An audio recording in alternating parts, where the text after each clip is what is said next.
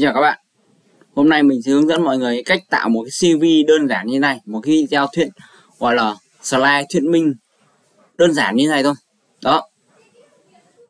Thì đây là một ứng dụng các bạn có thể áp dụng kiến thức về PowerPoint. Tuy nhiên cá nhân mình thấy thì làm bằng AEA thì bao giờ Adobe Effects, After Effects thì bao giờ nó cũng mạnh hơn rất là nhiều. Đây là một ví dụ về mình đang làm đây. Các bạn có thể thấy nó được trình bày cũng khá là đơn giản và cũng mình nghĩ cái này trông nó khá là khách quan rồi. Ok, thì đại loại là video đó, đây là cũng gọi là trong một phần motion graphic trong AI nha các bạn nhé. Thì trong bài học hôm nay mình sẽ hướng dẫn các bạn các cách làm cái video này. Đầu tiên chúng ta phải tạo ra hai cái xoay. Ví dụ ở đây mình tạo một cái xoay trắng và một cái xoay nhạt hơn một chút đi. Mình tạo ra 3 cái xoay cơ. Đó, mình ví dụ như đây, mình cho một cái xoay này nó nhạt đi một chút chẳng hạn, được chưa? Đó. Khi đấy thì mọi người có thể nhấp nó vào cái xoay trắng này. Mọi người sẽ cho nó, ví dụ như dây số 2 chẳng hạn, mọi người ấn button đi. Mọi người sẽ nhấp button vào đây. Được chưa? Đầu tiên chúng ta tạm thời sẽ chỉ sử dụng lệnh trên cái xoay trắng này đã, được chưa? Đó. Chúng ta sẽ di chuyển nó ra đây. Ok. Còn tiếp theo thì mình cắt một cái đoạn nhỏ của cái thằng button này đi. Mình sẽ cắt một cái đoạn nhỏ của cái thằng button này đi. Được chưa? Mình sẽ cắt nhỏ nó đi. Đó, cắt mất một đoạn của nó. Sau đó mình cho nó tầm đến đây. Mình đến đây đi. Ok, mình bắt đầu bật nó lên. Mình bắt đầu sử dụng lệnh button. Mình cho nó ở đây, được chưa? Còn ở cái vị trí đầu tiên, đây đi, mình cho nó ra đây đi. Đó, nó tầm ra cái vị trí này đi. Thì mình sẽ di chuyển cái button của nó, được chưa? Cái button, cái vị trí đầu tiên của nó này, mình sẽ di chuyển nó vào đây. Xóa cái điểm đầu tiên này đi. Cái điểm button đầu tiên của nó mình sẽ di chuyển nó về đây. Mình sẽ di chuyển nó về sau cái điểm layer trắng, nó sẽ như này. Đó. Chưa? Điểm đầu tiên nó sẽ xuất hiện ở trong tình trạng nó như thế này, được chưa? Khi đấy mình sẽ có một hiệu ứng như này. Đó. Ok. Ở một cái hiệu ứng tiếp theo là mình như ở đây, ở dây tiếp theo thì mình sẽ có một cái hiệu ứng xoay, nó sẽ di chuyển vào đây như này, đúng không? Thì mình sẽ làm như sau, mình tạo thêm một cái xoay mới, được chưa? Mình tạo thêm một cái xoay mới đi.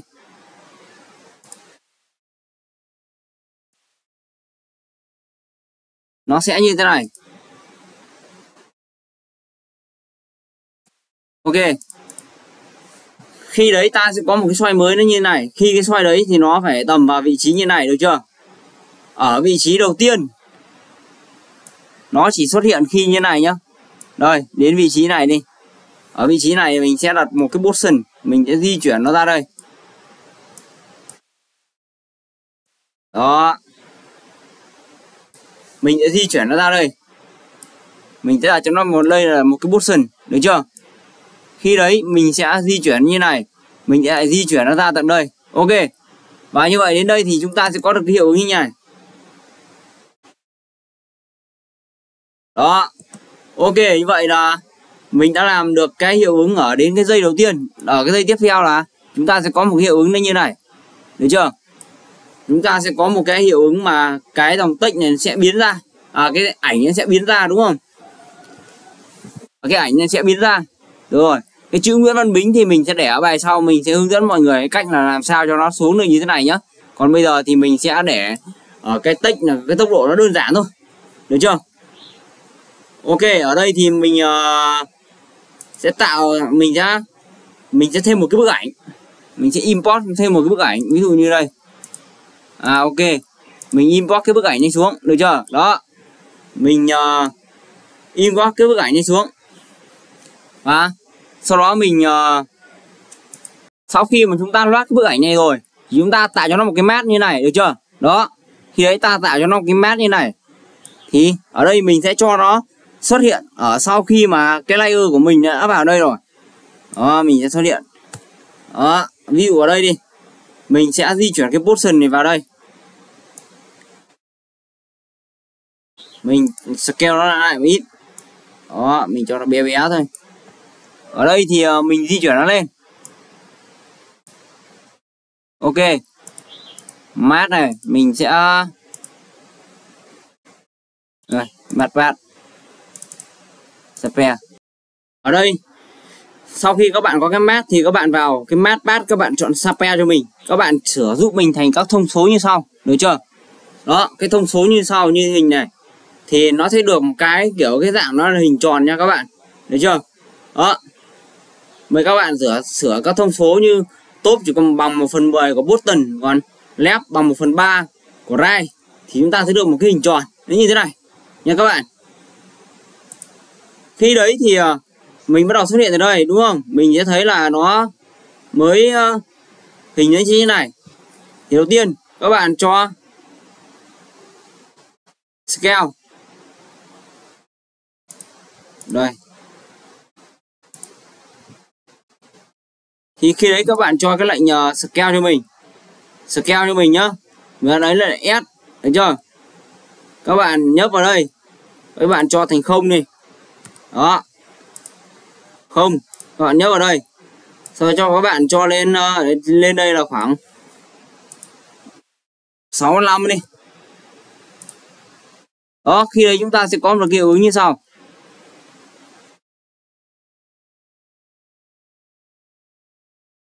Đó. Ở đây mình cho về chế độ 100% đi. Thì đấy mình sẽ có được một chế độ như hình đó. Ok. Sau đó mọi người, như ở cái text thì mọi người sẽ tạo thêm một cái text cho nó, được chưa? Mọi người sẽ tạo thêm một cái text cho nó. Đây, ví dụ như Nguyễn Bính.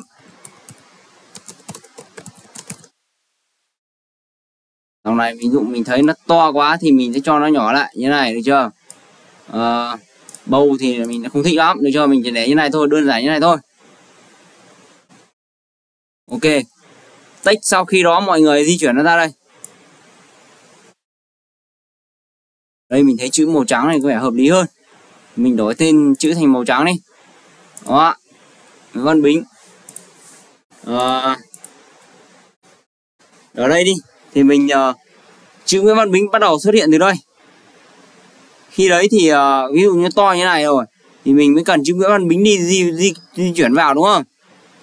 Ví dụ đây thì mình chỉ cần đến đây thì chữ Nguyễn Văn Bính mới bắt đầu di chuyển vào, được chưa? Thì mình sẽ lại cắt nó đi, mình sẽ cho nó xuất hiện từ đây. Ví dụ như to như này thì bắt đầu mới cần chữ Nguyễn Văn Bính ra, đúng không? Thì lúc này mình sẽ lại dùng option, mình đến chọn nó ở vị trí này, được chưa? Còn về đầu video này thì mình sẽ cho nó đi ra tít mù tắp như này. Ok. Thì đấy chúng ta sẽ có như sau. Đó. Còn nếu mà cái chữ Nguyễn Văn Bính nó hiển thị trên xuống dưới này thì ở bài sau mình đi hướng dẫn các bạn. Sau đó chúng ta thêm vào cái Ctrl D nữa, được chưa?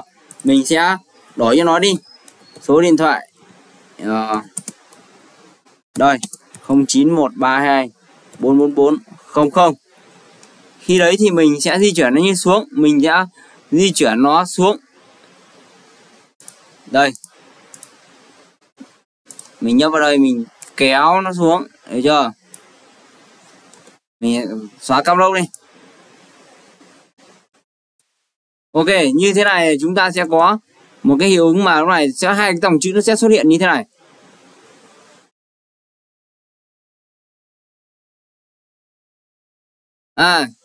Do các bạn biết sao, vì cái position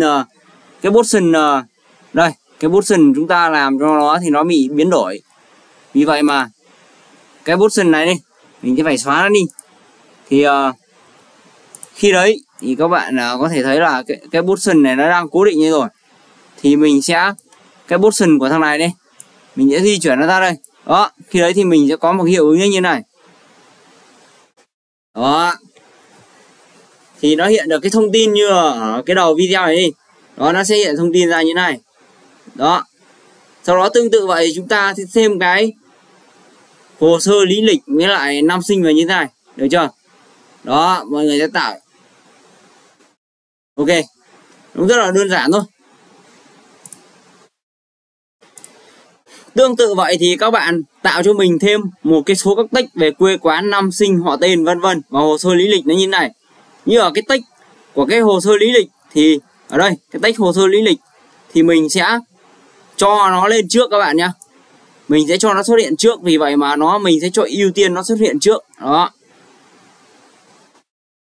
Đó, hồ sơ lý lịch. Sau đó các bạn có thể thấy là cái tốc độ transform của mình ấy, mình sẽ để nó gọi là nó chéo nhau như thế này để cho nó xuất hiện dần.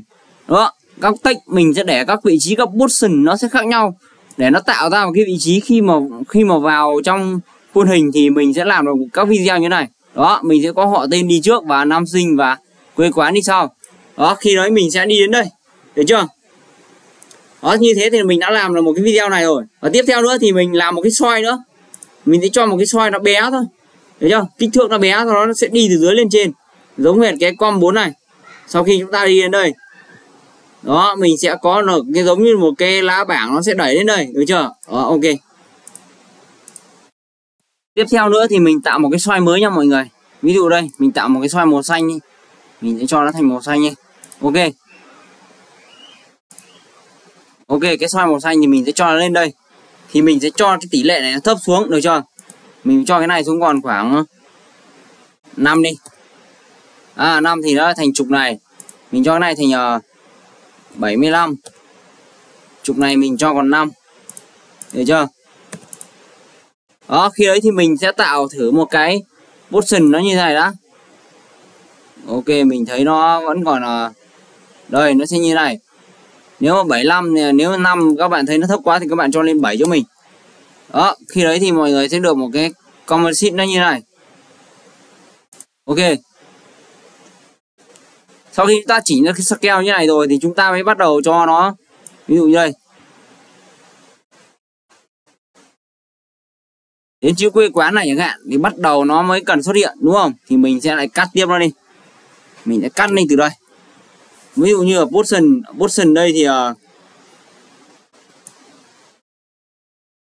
ok. Như ở position đây, mọi người có thể thấy là mình sẽ cho cái position này xuống đã. Được chưa?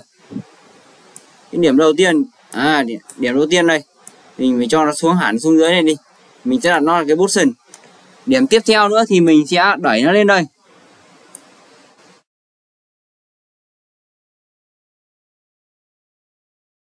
Đó. Thì như thế chúng ta đã có được cái giá trị position nó sẽ như thế này, được chưa? Ok, tiếp theo nữa thì mình bắt đầu sửa cái vị trí này nha các bạn. Các bạn dùng lại position. Sau khi chúng ta bấm vào cái hệ số position của nó, đúng không? Thì chúng ta cần phải ghim ở cái dây trước đây, nó sẽ đi lên. Thì chúng ta cần phải ghim nó vào cái vị trí như này, được chưa? Chúng ta cần phải ghim ở cái vị trí này, ví dụ như cái điểm này, chúng ta cần phải copy cái điểm ngay sát gần cái điểm chuyển đổi này. Tức là phải copy hai cái điểm ở giữa này nó phải giống hệt nhau về tọa độ nha các bạn. Thì khi đấy cái đoạn di chuyển về không gian ấy thì nó mới đứng nghiêm như này. Tức là mấy cái dòng text này nó mới đứng nghiêm ở giữa hai cái điểm trùng nhau như này, ở hệ tọa độ nó trùng nhau thì các điểm text nó mới đứng nghiêm. Đó, khi đấy ta mới có được xuất hiện như thế này, đó các bạn hiểu không? Vì vậy mà các điểm text ở đây phải trùng nhau, đứng thẳng hàng với nhau, và nó phải trùng với những cái điểm ở giữa mà đã được copy ở điểm số 2 đây. Ví dụ như kênh ở 1, 2, 3, 4, điểm số 2 và điểm số 3 nó phải trùng nhau, giống nhau về tọa độ thì cái text nó mới đứng im cho chúng ta, để khi mà cái xoay xanh nó đuổi sát đít này là bắt đầu nó mới đi lên. Đó, thì ở phần cơ bản thì mình hướng dẫn các bạn đến đây thôi.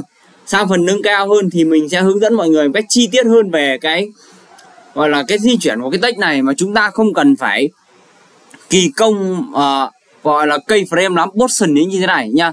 Mình chỉ cần ấy thôi.